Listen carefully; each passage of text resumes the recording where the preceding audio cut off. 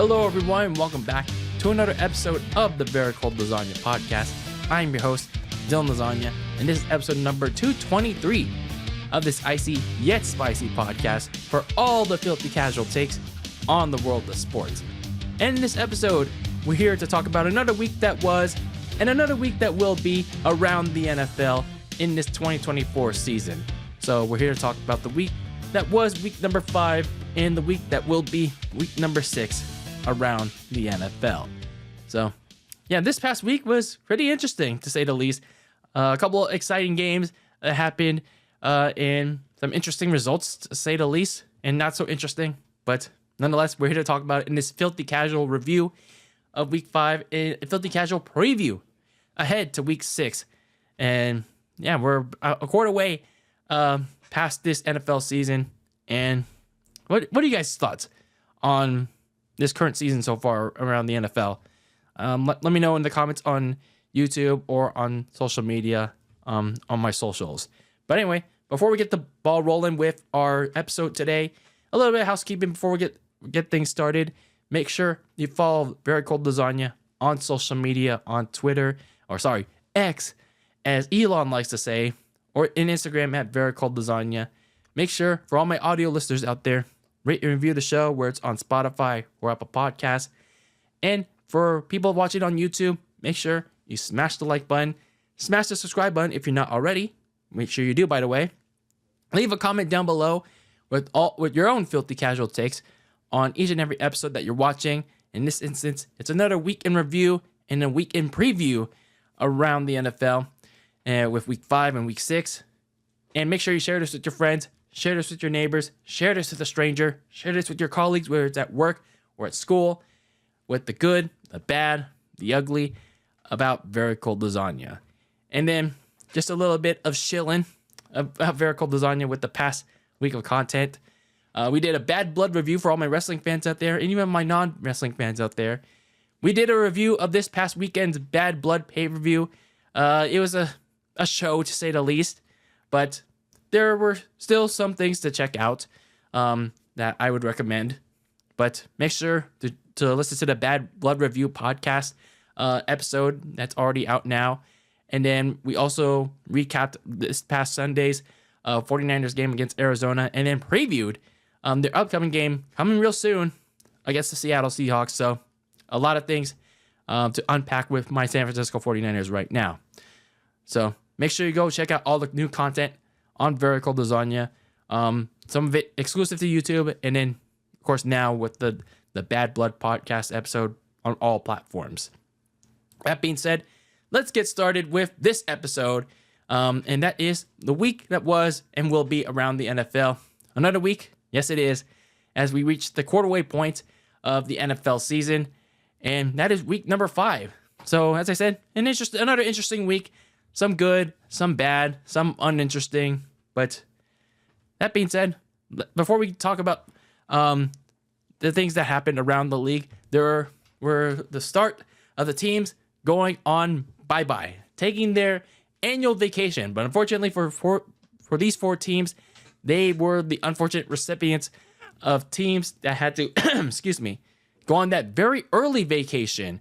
So, yeah, not exactly the best time to go on a very early vacation because something might pop up later down the line where you're like, maybe a mid-season or a very late season bye could have benefited us. So that being said, those recipients ended up being the Detroit Lions, the LA Chargers, the Philadelphia Eagles, and the Tennessee Titans. So if you're a fan of these teams, they'll be coming back relatively soon. So let's get into the game slate that was week 5, starting with Thursday Night Football, only on Amazon Prime Video for that Jeff Bezos money. Kirk Cousins shook off a very bad interception very late in the game. Everyone's hopes and dreams that were Atlanta Falcons fans thought it was over for Atlanta. But Kirk Cousins did the unthinkable, led this very improbable comeback to force overtime where he found his special teams hero, Kaderl Hodge, for a house call game-winning touchdown to beat the Tampa Bay Bucks 36-30 in overtime, where overtime didn't seem very, very likely for the Falcons. But once again, Kirk Cousins coming in the clutch in overtime, and not just overtime, but overall in prime time. Like Kirk Cousins is like reversing the trend of his prime time heyday where he would suck in overtime, but now he's just like, all right, we're going to reverse course here, pal. So for both of these teams, like this is a very key NFC South matchup, and this game right here could be one that could, maybe it's a little too early to say, but maybe it could be one that could define both of their team's season. Like Tampa, this was their first game, but damn, you really could have used this one. You really could have put this one away very, very early in the fourth quarter, but unfortunately you didn't. Like you missed a lot of opportunities to put this game away, and now the road gets tougher, the schedule gets tougher, and you're gonna, if you lose those games that are key to you, like down the line, and you face Atlanta, I believe in a couple more weeks again, and you're gonna be looking at this game saying, what if you just put this game away? So meanwhile for Atlanta, they've been very gutsy so far. They've got through the tougher slate. Now you get a little bit of a breather next week against Carolina, and you do now have an opportunity to go 3-0 in the division. So you already beat New Orleans, you beat Tampa. Now you get a chance to go to Carolina and beat the Panthers, and yeah, you get a sizable lead in the division. Something that's pretty good for them right now. Going to the Sunday slate of games, starting with the early morning portion. If you were awake for this one, then it was certainly something for both of these teams, as the Minnesota Vikings jumped out to a quick 17-0 lead in the first half. And Stephon Gilmore, unfortunately, had to play hero ball because the Jets rallied back in the fourth quarter. But again, Stephon Diggs came in clutch, intercepting Aaron Rodgers in the final minute of the game, as the Jets just couldn't pull in the comeback, as the Vikings held serve 23-17 in London, mates, beating the Jets. And even though the Jets lost, Aaron Rodgers is starting to look almost. He continues to look like his old self almost, even in defeat. But even then, nor getting his old buddy Devontae Adams back is gonna matter if his offensive line continues to play like actual shit. Like I believe he kept getting hit like repeatedly. He got sacked. He's taking all these bad bumps, pal. So it's not gonna matter how well Aaron Rodgers continues to play, or continues to find his men, or he go get his buddy Devontae back. Like if his offensive line can't protect him, then it's not gonna matter at the end of the day. They're gonna keep losing these games because, well, the offensive line can't protect them. And especially considering the recent news of what happened to the Jets, it's only going to amplify. And meanwhile, for the Minnesota Vikings, they're 5-0, but these last couple of games are a little bit concerning to me, because the way that they're playing in the second half, it's alarming. Like it's like they're falling asleep at the wheel.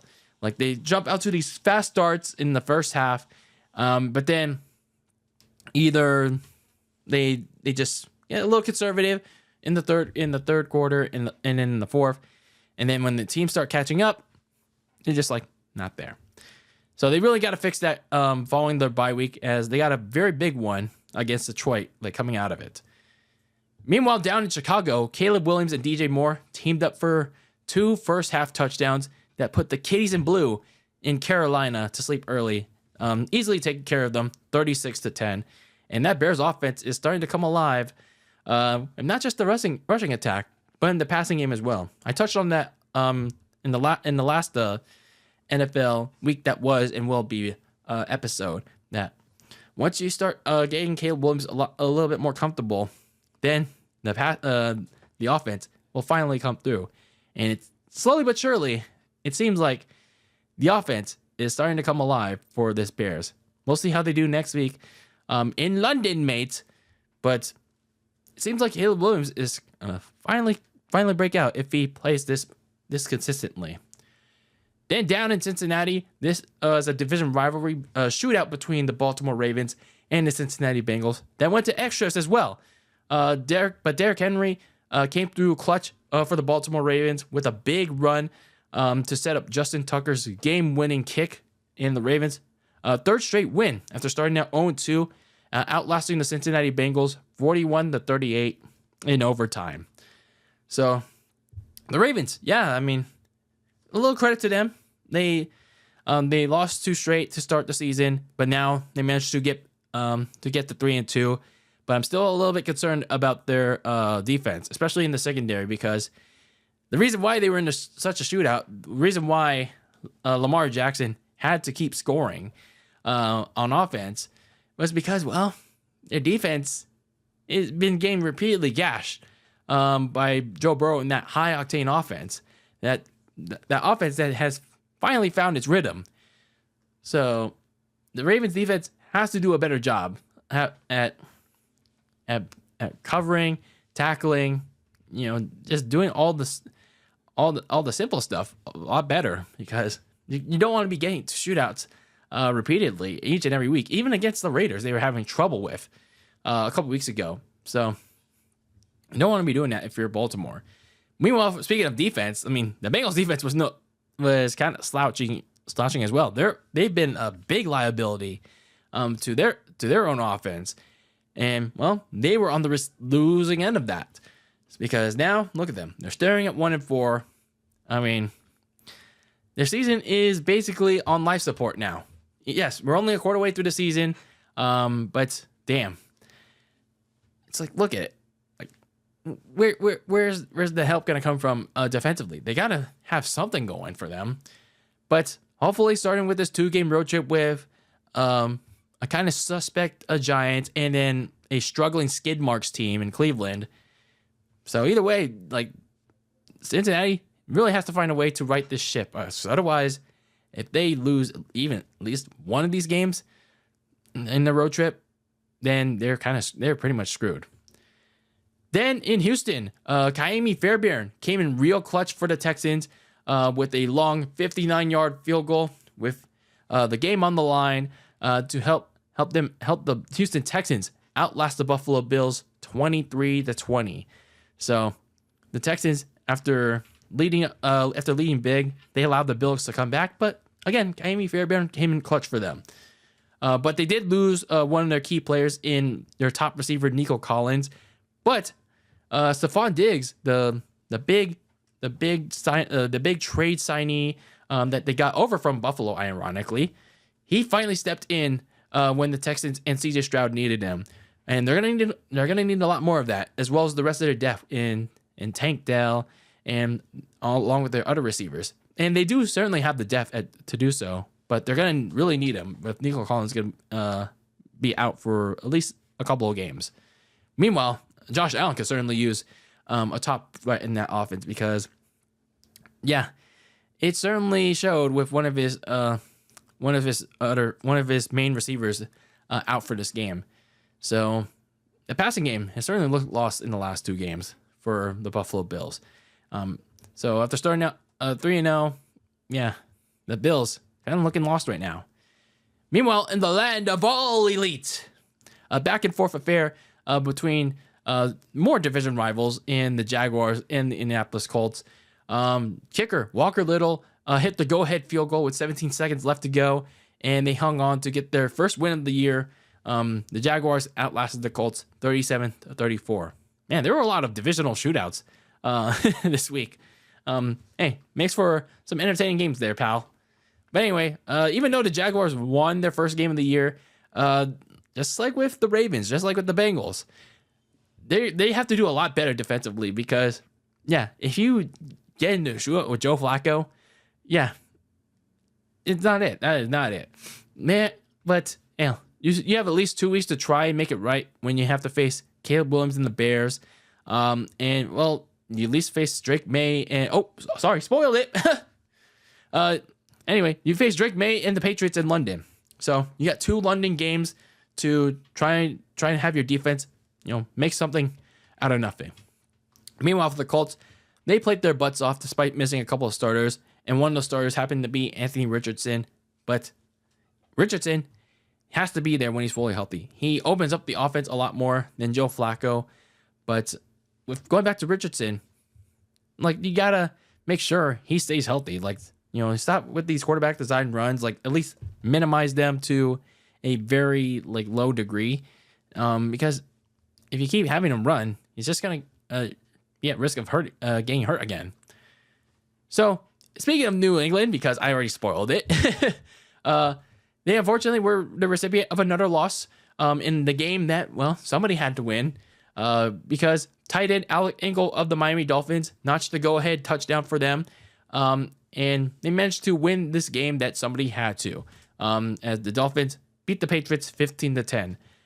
And if there was one silver lining for Miami, they may have found a gem in the running game in rookie Jalen Wright, who stepped up with Devontae Etienne out, Raheem Mostert just still finding his bearings in his first game back in. So he was a big assist for a day where the running game wasn't really all that there. Meanwhile, for the Patriots, it was revealed that yes, Drake May is going to be finally going to be starting after Jacoby Brissett really struggled again. But again, going back to my point, do you really want to throw him into the fire? Is it really worth throwing him into this shit fest of an offensive line? Well, we're about to find out real soon. Meanwhile, in the nation's capital, the Commanders' ground game and their defense dominated the day in a total beatdown of Deshaun Watson and the skid marks.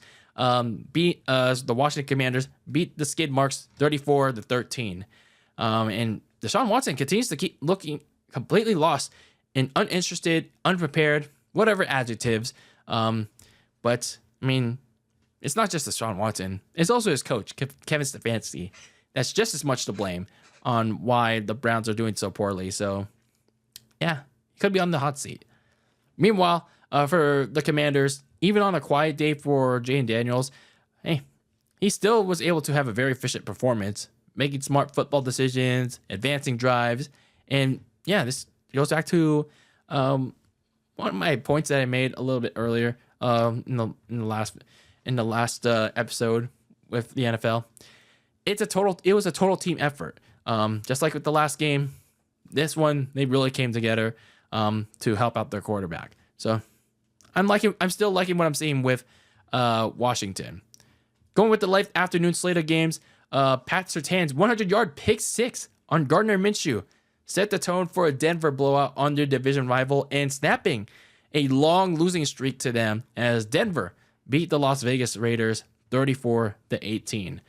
So for the Las Vegas Raiders, it seemed like the Raiders, Antonio Pierce finally had enough of Minshew mania. No more Uncle Rico, pal.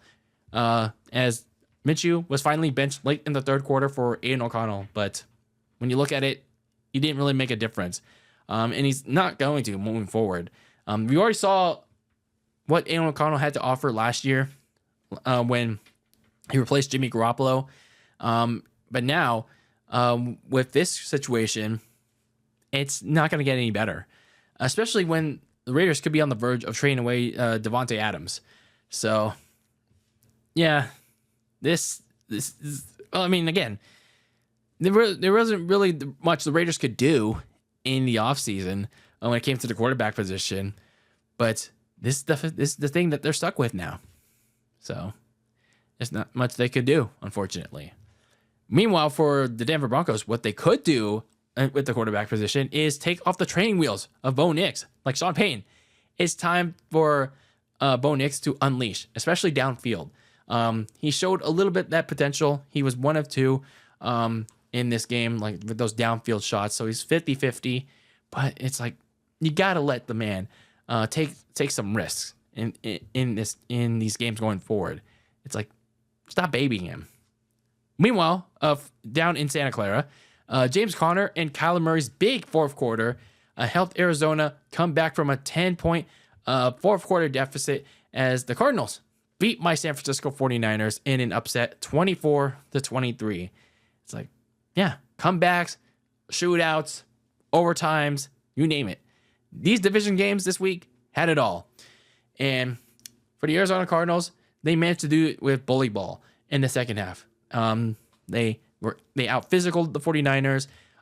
They did the running game better. And they were rewarded in the end. So kudos to Arizona. Meanwhile, for my San Francisco 49ers, they choked.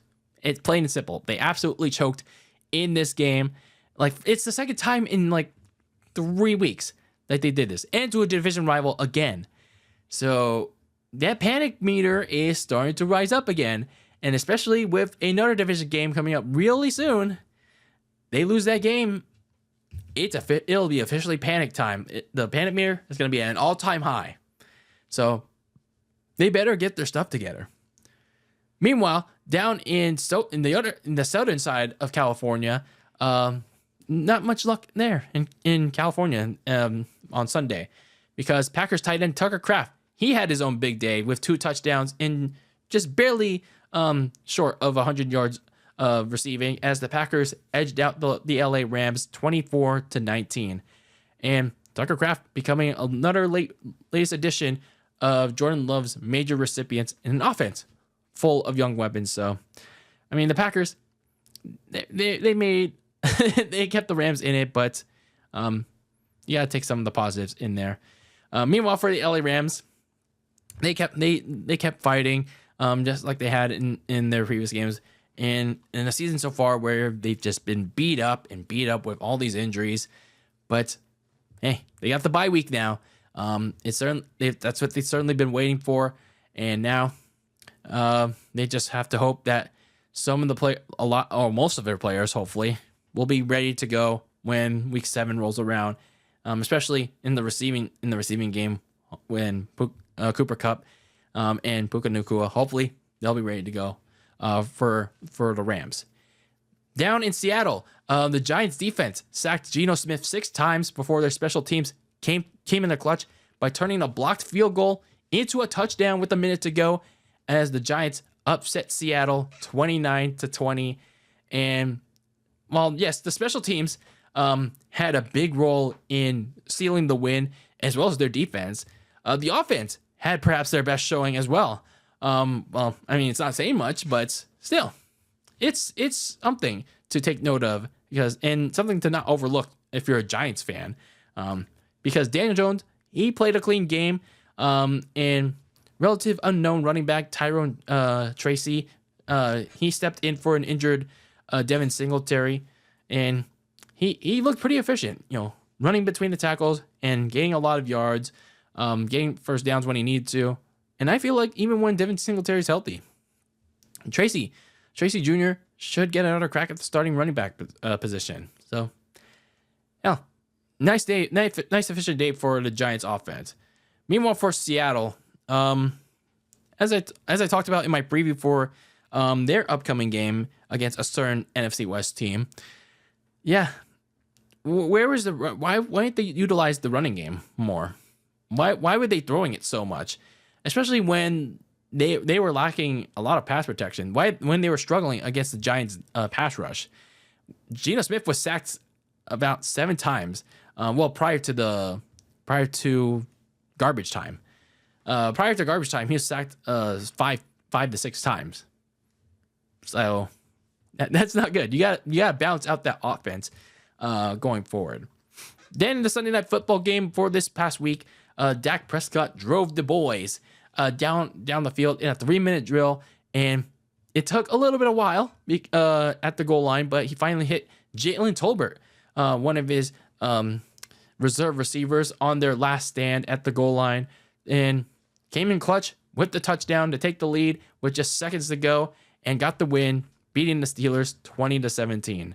So, yeah, the Cowboys came in the clutch, but still have some concerns with their team. Meanwhile, for the Steelers, I don't know why they decided to call a timeout on that 4th and goal. Like right before that touchdown that the Cowboys made, the Steelers decided to call a timeout.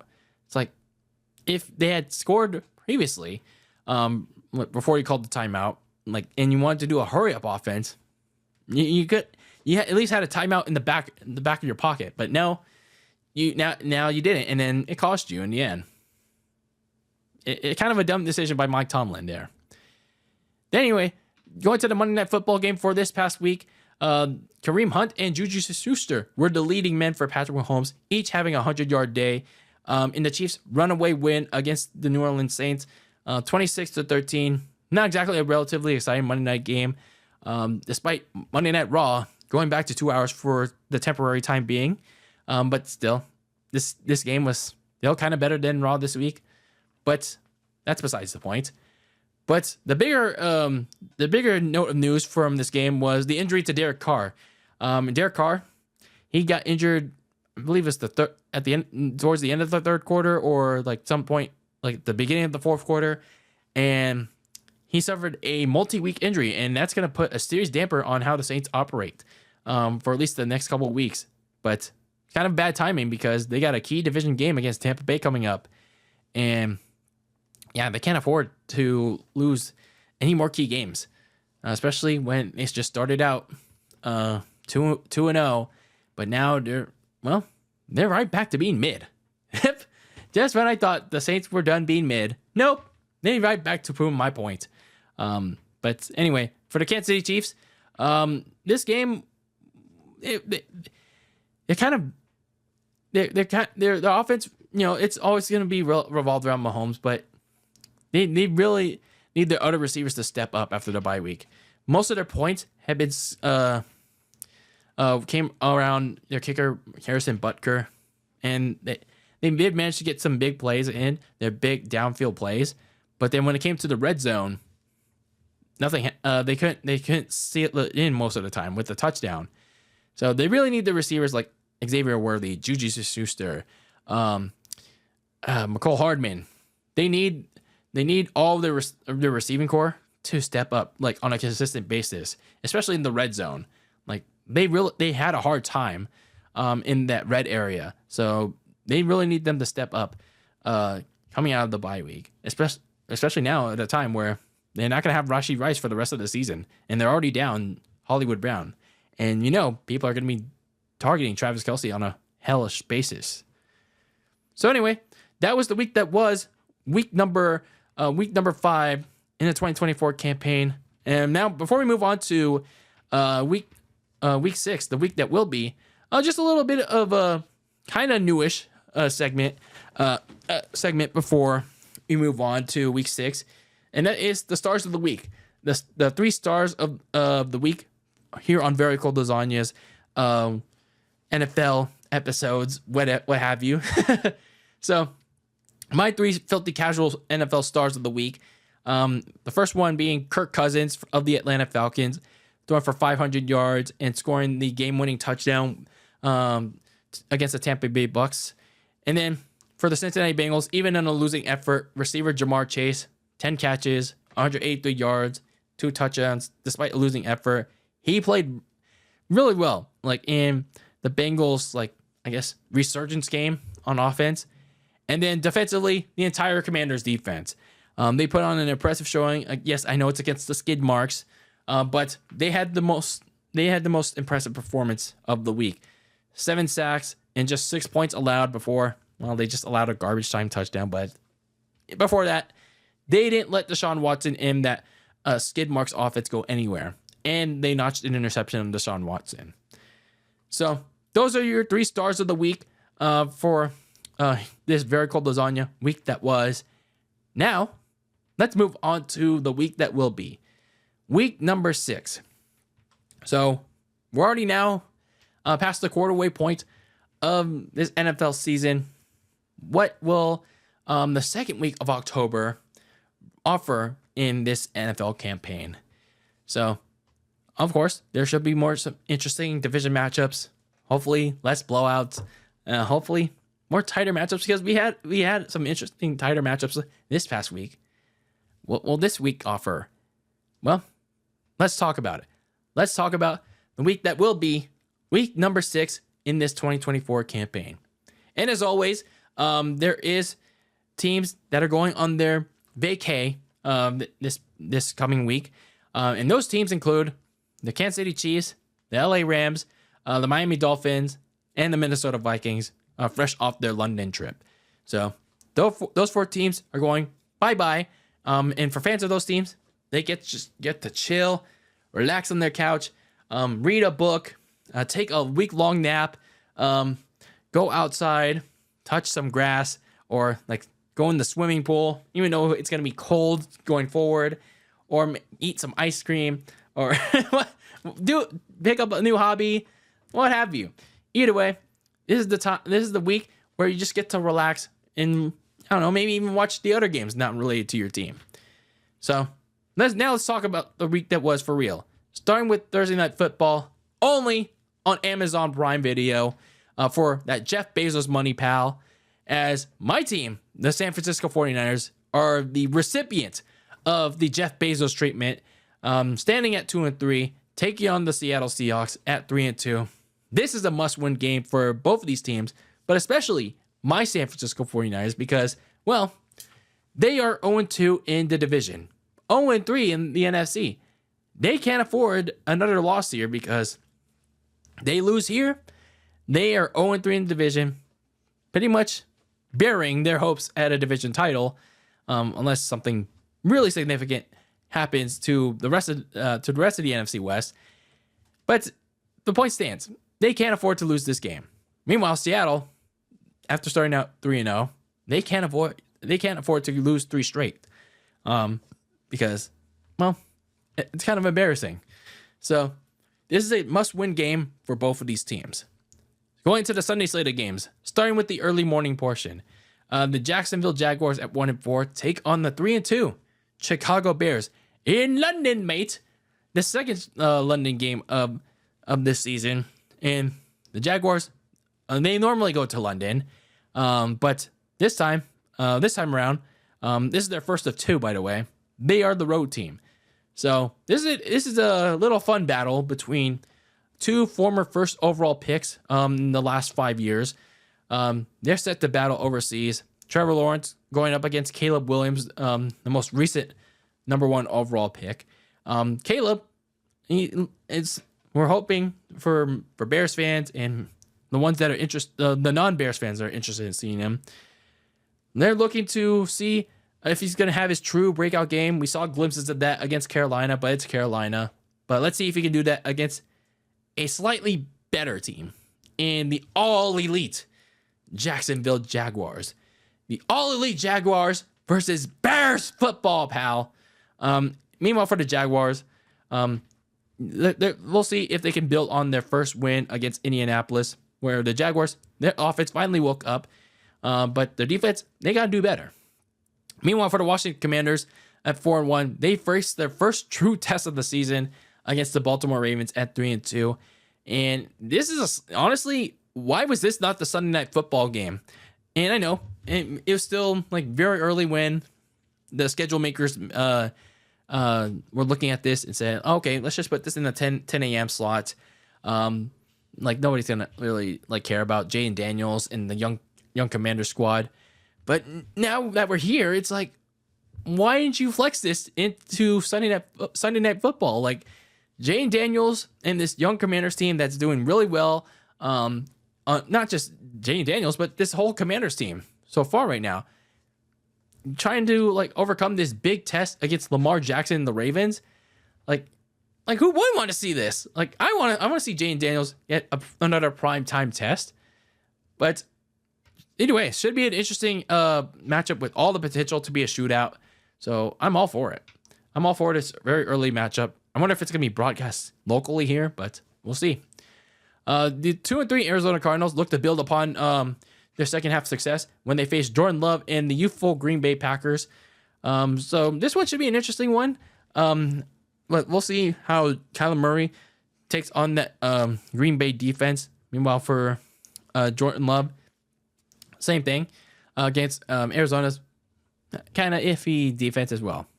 Meanwhile, for the Houston Texans at 4-1, take on the 1-4 New England Patriots, who's going to be finally breaking out their third overall pick in Drake May.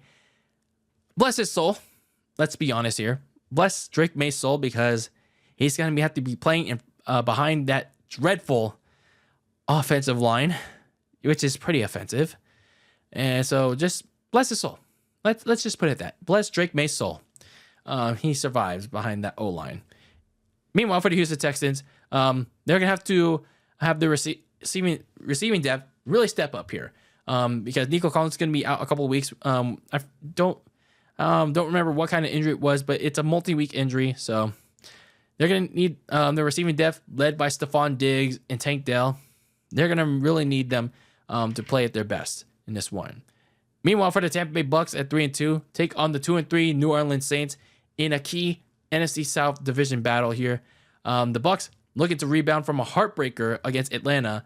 Meanwhile, for the Saints, they really got to have this one, but unfortunately, they're going to have to rely on their rookie, Spencer Rattler, because their car is out for multiple games with an oblique injury. So, going to be a tall task for New Orleans as they enter their first division game. Is it their first? Yeah, their first division game of their season. Oh, no, their second one, because they already beat Carolina.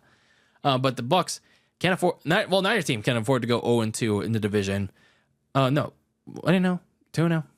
No. Tampa can't afford to go 0-2 in the division. But yeah, either way, this is a key division matchup that neither team can afford to lose.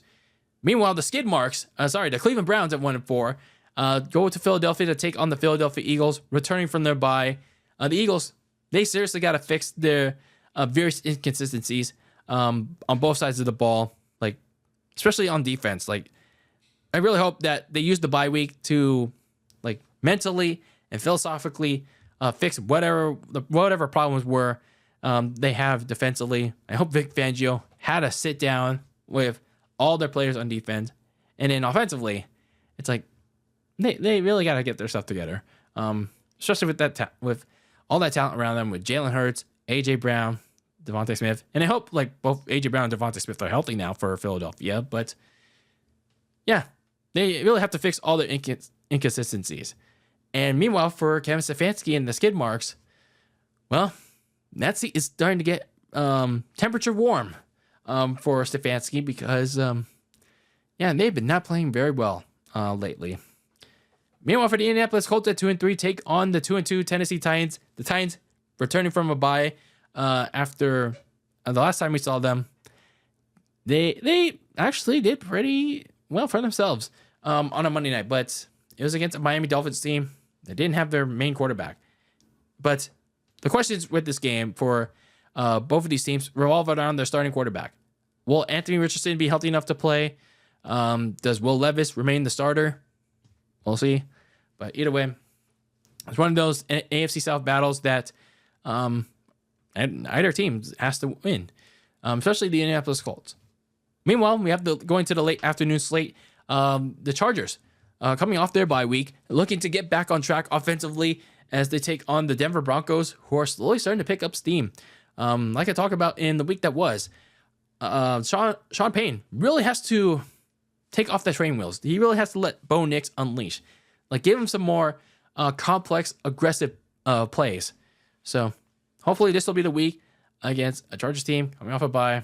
The defense being a little so-so.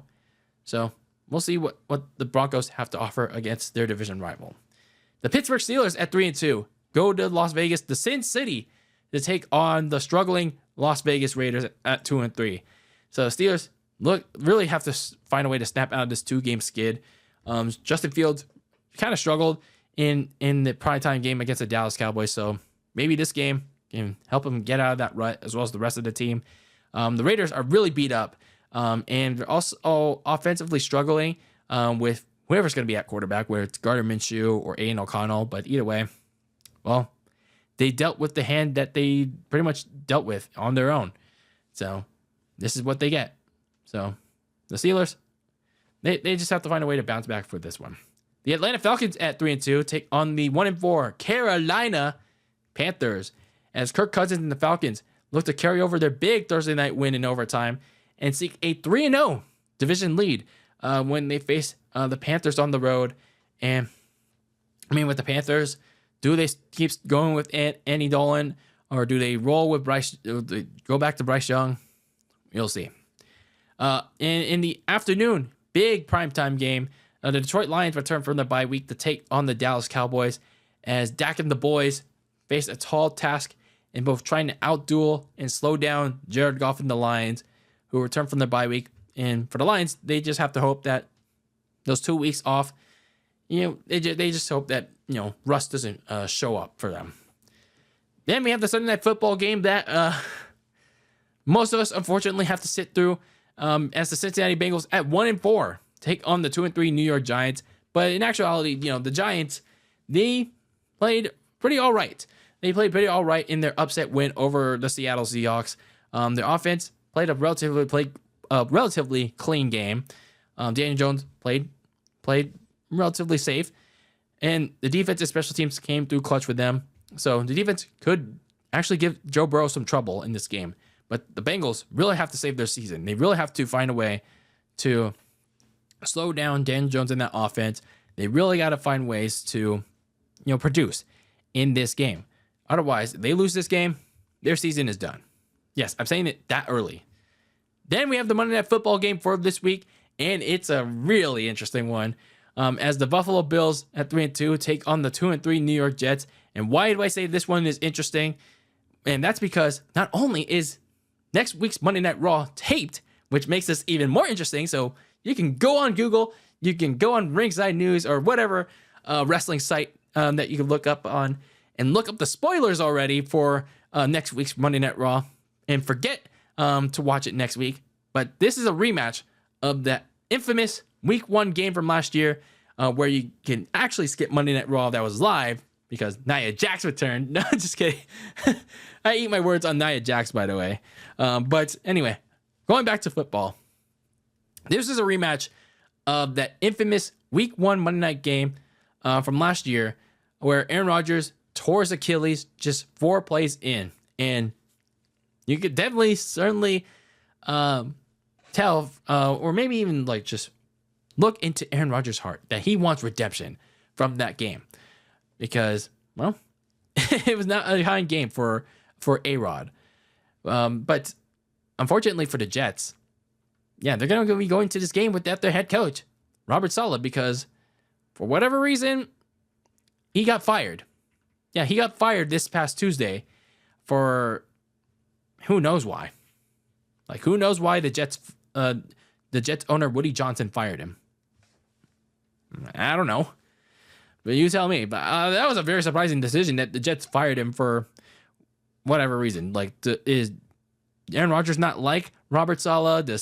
Did Robert Saleh piss in somebody's drink? Did he poop in someone's cereal? What happened here? I mean, I get that he mishandled the quarterback situation last year, but I mean, let's be real. Was that really his fault? Really?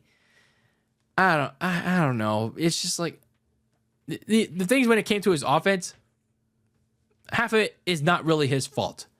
Let's be honest here. I give that to the front office, the ownership. So I feel like Robert Saleh's tenure with the Jets, half of it not even his fault. But anyway, going back to this game, both teams currently struggling for different reasons on offense. With the Jets, offensive line issues. The Bills, they're struggling in the passing game with not having that downfield receiving threat. I feel like Keon Coleman could be there, but still rookie, still taking time to establish a chemistry with Josh Allen. But this is a key battle to determine who's going to be that number 1 in the AFC East. Still plenty of time to determine that, but it's one of those very early key battles, and both of them are looking to get back on track. So should be a fun one on Monday night, and should be an interesting week overall in this week 6 once again. 2 straight weeks of interesting football, and I can't wait for it. So let me know what game you're looking forward to most this coming week. That will be week number 6 in this 2024 season.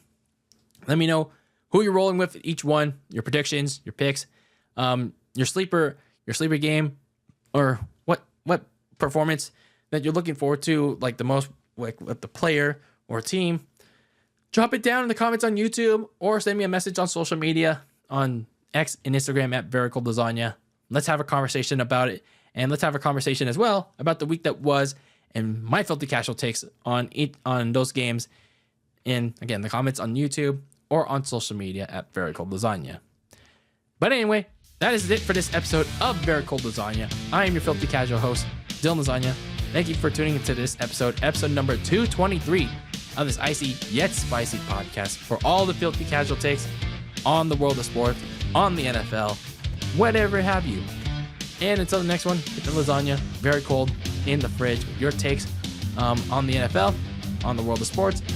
And we'll see you for the next one for another edition of the week that was and will be around the NFL in this 2024 season. But until then, peace out.